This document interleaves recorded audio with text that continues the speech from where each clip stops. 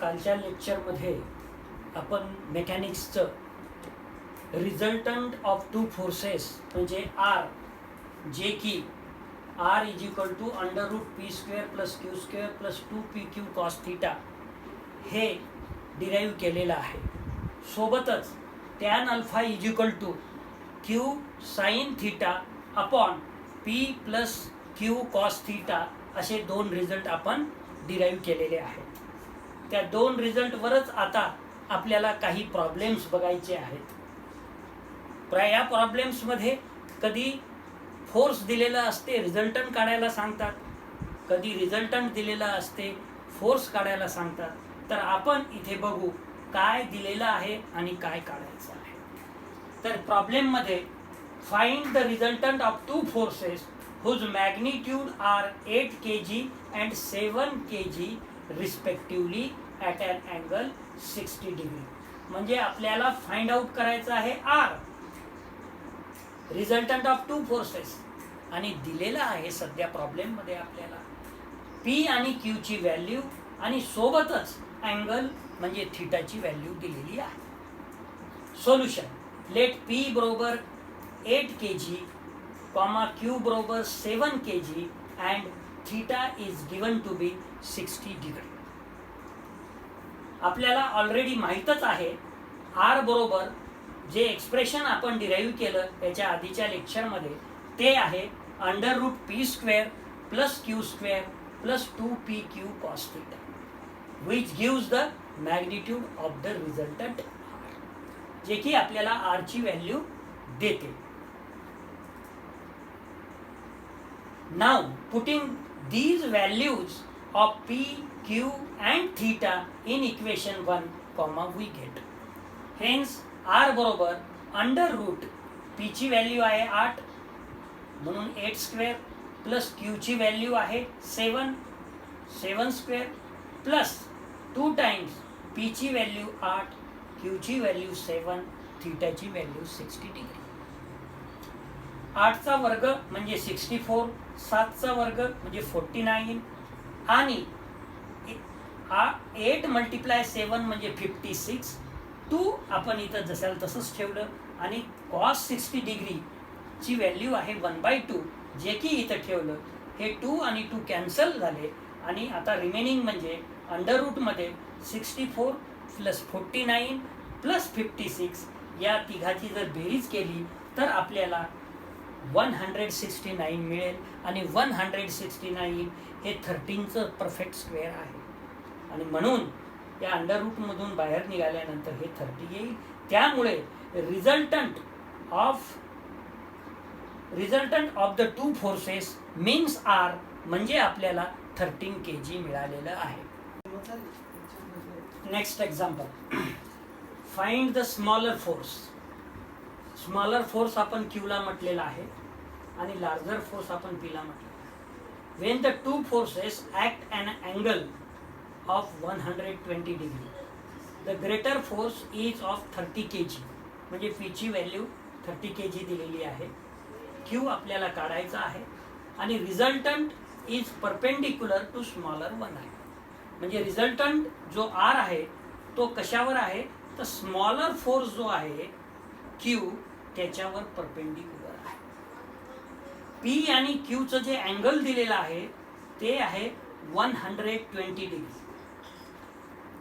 Smaller फोर्सवर resultant R हा perpendicular असल्यामुळे हा जो अँगल होईल एवढा तो 90चा होईल, π/2चा, आणि कंप्लीट आहे 120 डिग्रीचा. नॅचरली हा अँगल 30चा होईल परंतु सध्या आपण त्याला अल्फा म्हणून सपोज म्हटलेला आहे. Solution: let P is equal to given 30 kg being the greater force and Q the smaller one जे की आपल्याला काढायचं आहे and theta is given to be 120 degree and let R be the resultant of P and Q. Since resultant R is perpendicular to Q. Resultant R is perpendicular to Q. That is angle R and Q is 90 degree. Angle P and R is equal to alpha say, but alpha is equal to complete angle 120 degree minus this angle 90 degree is equal to 30 degree.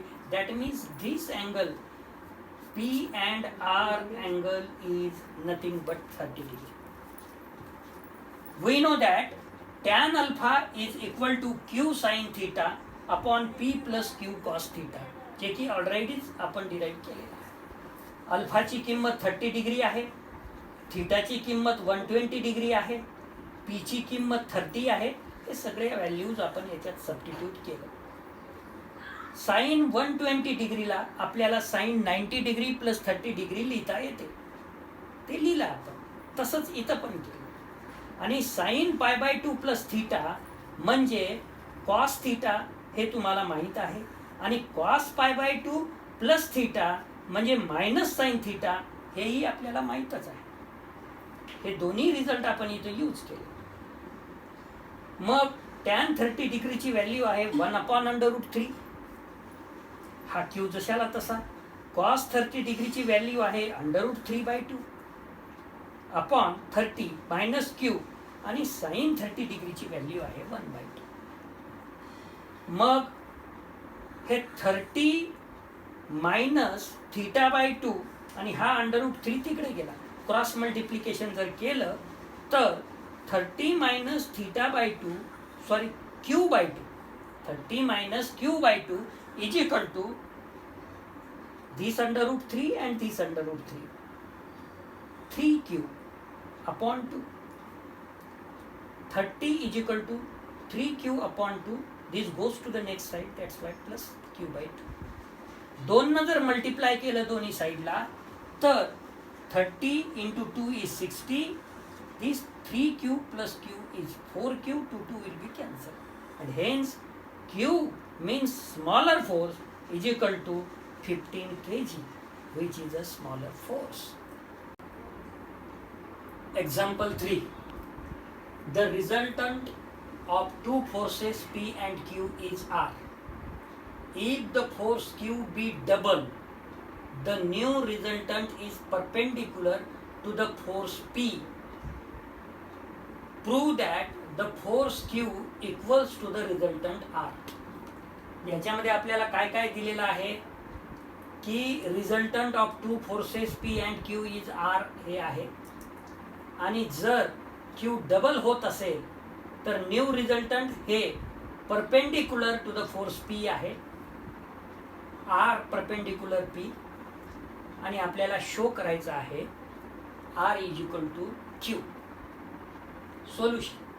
Given that R is the resultant of two forces P and Q दिलेला, आणि आपल्याला माहित सुद्धा आहे therefore we have R is equal to √p² plus Q² plus 2pq cos theta.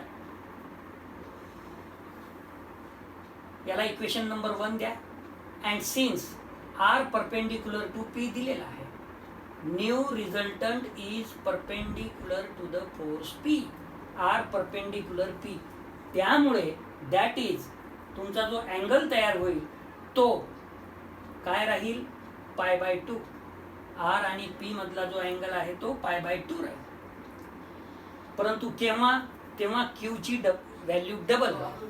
When Q is double, we also know that tan alpha is equal to Q sin theta upon P plus Q cos theta. हा expression आपण already काढलेलाच. याच्यामध्ये अल्फाची किंमत π/2 करा आणि Q त्यावेळेस double राहील, म्हणून Q च्या जागेवर 2Q, Q च्या जागेवर 2Q, because force Q be double. मग आता P प्लस 2Q cos थीटाची जर किंमत काढायची असेल आपल्याला तर हे होईल 2Q sin theta upon tan π/2. परंतु टॅन π/2 हे इन्फिनिटी आहे, आणि एनिथिंग डिवायडेड बाय इन्फिनिटी हे 0 येऊन जाईल. त्यामुळे आता इक्वेशन नंबर 1 आणि 2 चा जर विचार केला आपण तर इक्वेशन 1 आपल्याला असं लिहिता येईल R is equal to P जर कॉमन काढलं पहिल्या टर्म मधून आणि तिसऱ्या टर्म मधून तर शिल्लक राहील P plus 2q cos theta आणि प्लस क्यू स्क्वेअर जशाला तसं. परंतु इक्वेशन 2 मध्ये आपण p प्लस 2q कॉस थिटाची किंमत 0 आणलेली आहे, ती इथे सबस्टिट्यूट करा. r is equal to under root p into 0 plus Q square म्हणजेच अंडर रूट क्यू स्क्वेअर म्हणजेच क्यू. म्हणजेच काय आलं, new resultant r is equal to the force q, hence the force q is equal to the result r.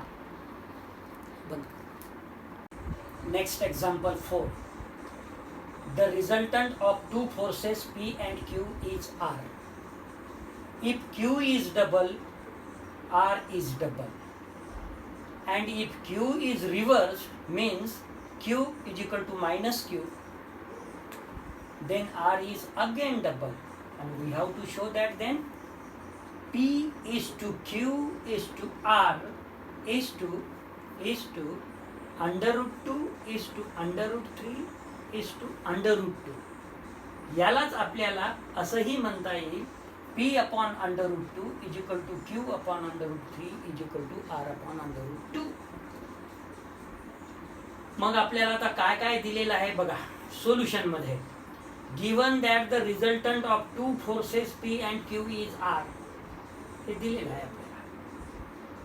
सोबतच आपल्याला काय माहित आहे, resultant force p and q ज्याचं एक्सप्रेशन ऑलरेडी आपण प्रूव्ह केलेलं आहे, ते आहे r is equal to under root p square plus q square plus 2pq cos theta. Squaring from both side जर केलं तर याचंच काय होईल, r square is equal to p square plus q square plus 2pq cos theta. याला आपण equation number 1 म्हणू. आता पुन्हा काय दिलेलं आहे बघा, given that when q is double r is double, म्हणजे q च्या ठिकाणी आपल्याला 2q लिहायचं आहे आणि r च्या ठिकाणी आपल्याला 2r लिहायचं आहे. हेच जर आपण इक्वेशन 1 मध्ये सबस्टिट्यूट केलं तर इक्वेशन 1 आपला होईल 2r bracket and it's square, कारण की r च्या ठिकाणी 2r लिहिलं बरोबर, p स्क्वेअर प्लस 2q चा वर्ग, q च्या ठिकाणी आपण 2q लिहिलं प्लस 2p पुन्हा q च्या ठिकाणी 2q लिहिलं कॉस थीटा, और 4r square is equal to p square plus 4q square plus 4pq cos theta. याला इक्वेशन नंबर 2. आता पुन्हा काय दिलेलं आहे आपल्याला, if q is reversed that means q is equal to minus q, r is again double, म्हणजे r बरोबर 2r. पुन्हा हे इक्वेशन 1 मध्ये आपल्याला ठेवायचं आहे. From equation 1 comma we obtain 2r चा वर्ग बरोबर p square, q is equal to minus q कारण q रिव्हर्स होत आहे, plus 2p minus q cos theta, किंवा और 4r square is equal to p square plus q square minus 2pq cos theta. याला equation number 3 म्हणू. आता equation 1 ला आपण 2 न मल्टिप्लाय करू. Multiplying equation 1 by 2 comma we get 2r square plus 2p square plus 2q square plus 4pq cos theta. याला equation number 4 म्हणा. आता आपल्याला 2 इक्वेशन जे आहे त्याच्यामधून 4 इक्वेशन काढायचं आहे, म्हणजे आपल्याला 2 मायनस 4 करता येईल. 2 हे आहे आणि 4 हे आहे. मग 2 मायनस 4 जर करायचं झालं तर 4r square minus 2r square remaining is 2r square is equal to p square plus minus 2p square, म्हणजे शिल्लक राहील minus p square, 4q square आणि चौथ्या इक्वेशन मध्ये आहे 2q स्क्वेअर, म्हणजे राहील 2q स्क्वेअर आणि 4pq कॉस थीटा, आणि चौथ्या इक्वेशन मध्ये आहे 4pq कॉस थीटा, पण मायनस असल्यामुळे कॅन्सल होऊन जाईल. आणि याच इक्वेशनला मग आपल्याला लिहिता येईल पीचा वर्ग दुसऱ्या साईडला आल्यानंतर -2q वर्ग प्लस 2r वर्ग इज इक्वल टू 0, ज्याला आपण 5 नंबर दिलेला आहे. आता इक्वेशन 1 आणि इक्वेशन 3 आहे याची ॲडिशन करायची. हेन्स 1 + 3. 1 काय आहे? 1 आहे r स्क्वेअर आणि 3 काय आहे? 4r square. म्हणजे लेफ्ट हँड साईडला ॲडिशन केल्यामुळे झालं 5r स्क्वेअर. राईट हँड साईडला 1 काय आहे? p वर्ग आणि 3 काय आहे? पुन्हा p वर्ग म्हणजे 2p स्क्वेअर. राईट हँड साईडला q स्क्वेअर. तिसऱ्यामध्ये काय आहे? पुन्हा q स्क्वेअर म्हणजे +2q स्क्वेअर. राईट हँड साईडला +2pq cos θ आहे पहिल्या इक्वेशनमध्ये, परंतु तिसऱ्या इक्वेशनमध्ये -2pq cos θ आहे. त्यामुळे ही टर्म कॅन्सल होऊन जाईल आणि याला आपल्याला लिहिता येईल आता 2p square plus 2q square आणि हे -5r square is equal to 0. याला आपण इक्वेशन नंबर 6 म्हणू. आता इक्वेशन 5 आणि 6 मध्ये PQRच्याच टर्म बाकी आहे. म्हणजे ही जे टर्म होती 2pq cos θ ची ती आपण कसं कॅन्सल होईल त्याचा विचार करून ॲडिशन करायचं असेल तर काही ठिकाणी ॲडिशन केलं, सबट्रॅक्शन करायचं असेल तर सबट्रॅक्शन केलं आणि PQR मध्ये आपल्याला इक्वेशन नंबर 5 आणि इक्वेशन नंबर 6 मिळाले. याला आता सोडवायचं आहे आपल्याला. On solving equation 5 and 6 we get 5 plus जर 6 केलं तर -2q square plus 2q square हे कॅन्सल होऊन जाईल आणि काय होईल मग?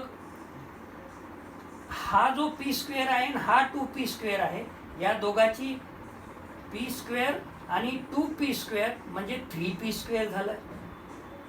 2r वर्ग आणि -5r वर्ग म्हणजे -3r वर्ग होईल आणि याच इक्वेशनला मग 3 ने डिवाइड केलं तर p वर्ग बरोबर r वर्ग येईल. दोन्ही साईडना जर 1/2 ने मल्टिप्लाय केलं तर p वर्ग अपॉन 2 आणि r वर्ग अपॉन 2 आपल्याला असं 7 नंबरचं इक्वेशन मिळालं. आता हे जसं रिलेशन बिटवीन p आणि r आलं तसं आता आपल्याला रिलेशन बिटवीन काय यायला पाहिजे? r आणि q यायला पाहिजे. मग r आणि q येण्यासाठी आपल्याला काय करावं लागेल?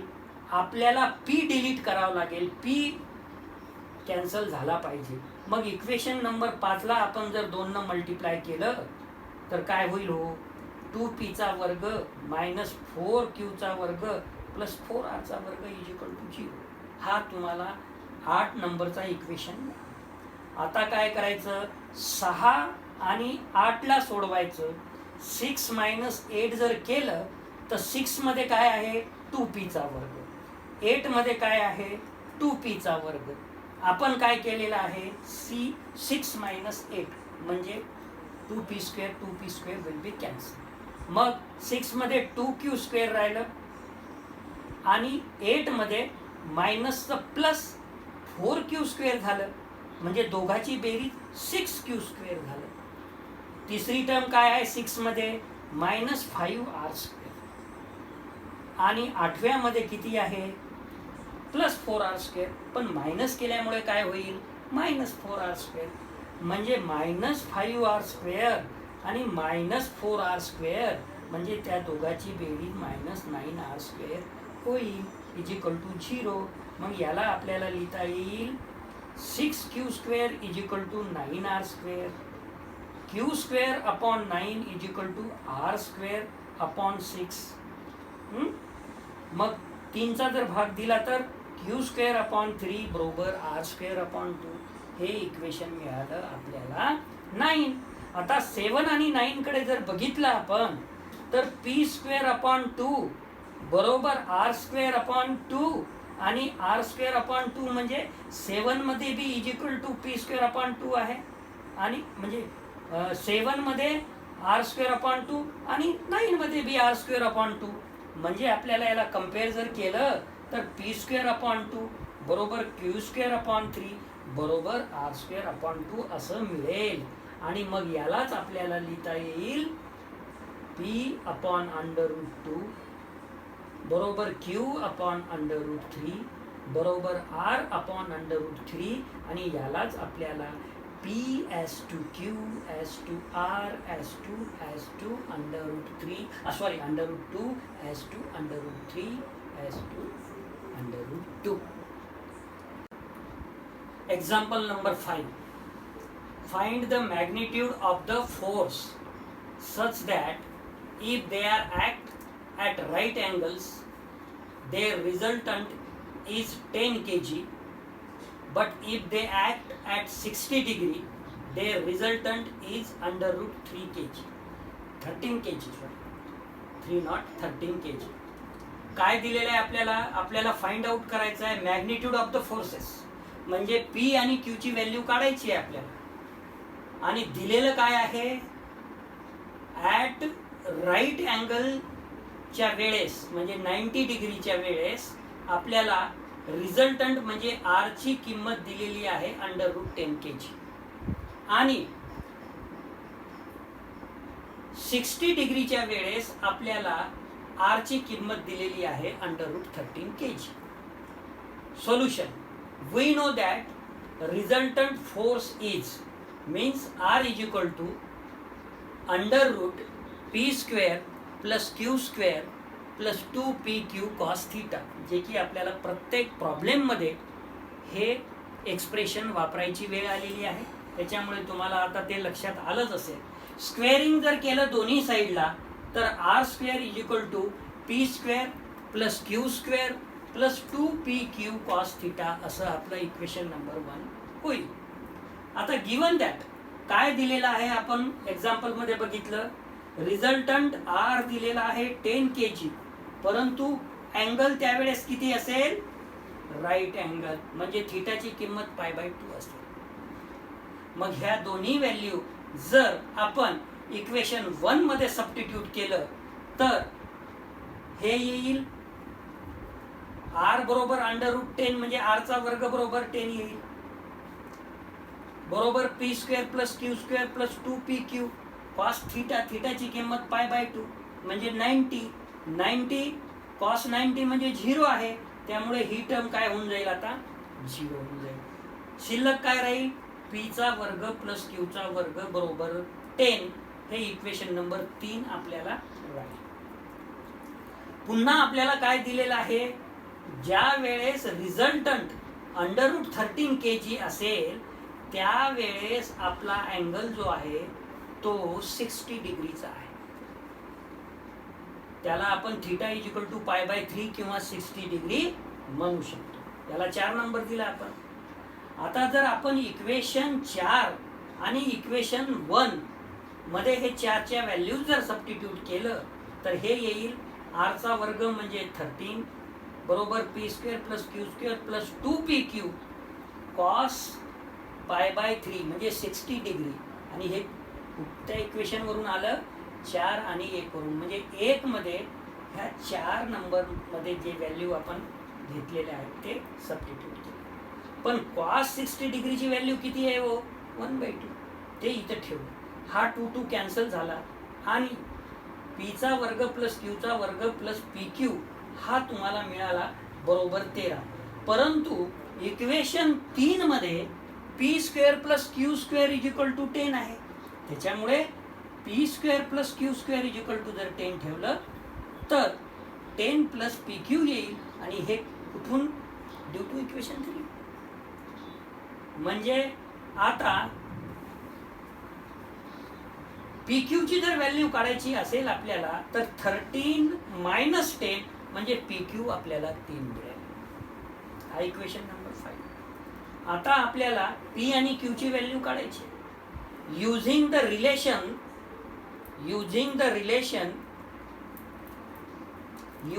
relation 3 and 5 in p plus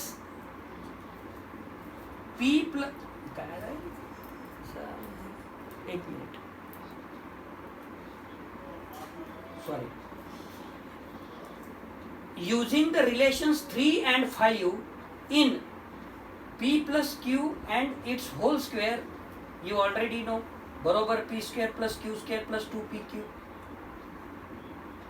Hence p plus q बरोबर अंडर रूट मध्ये p square plus q square plus 2pq. आता p square plus q square ची व्हॅल्यू माहिती आहे आपल्याला 10 आहे, इक्वेशन 3 मध्ये ते ठेवलं, प्लस 2 pq ची व्हॅल्यू सुद्धा काढलेली आहे आपण 3, ते ठेवलं, अंडर रूट मध्ये 16 येईल आणि अंडर रूटच्या बाहेर 4, म्हणजे p प्लस q ची व्हॅल्यू आपल्याला मिळालं 4. हा equation number 6. Also p minus q whole square is equal to p square minus 2pq plus q square. p minus q बरोबर अंडर रूट मध्ये येईल हे p square plus q square minus 2pq. पण p square plus q square ची value 10 हे आपल्याला already माहित आहे इक्वेशन 3 मध्ये.